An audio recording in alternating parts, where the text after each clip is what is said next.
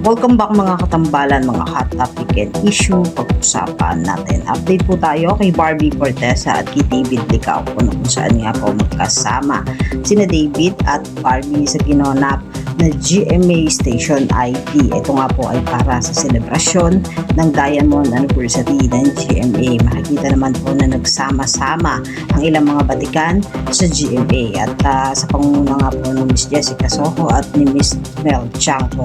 Samantalang makikita naman po na talaga namang sweet na sweet ang barda nang mag-shoot nga po sila ng GMA Station ID. Makikita yung closeness ng dalawa at talaga namang patok na patok pa rin ang barda.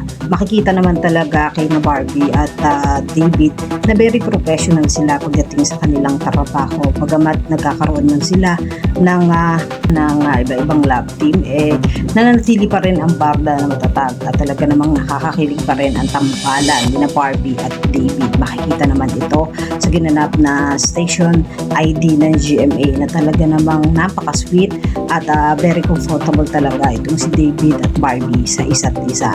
Samantalang patuloy pa rin ipinapalabas sa mga sinihan ang P77 na pelikula ni Barbie at magkakaroon nga ito ng black screening sa Gateway Cineplex 18 ng 1 p.m. Ito po ay sa August 7.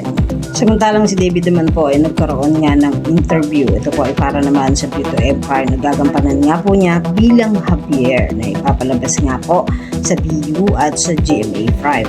Kayo mga katambalan, ano ang masasabi niyo? Mag-comment lang sa comment section at pag-usapan natin.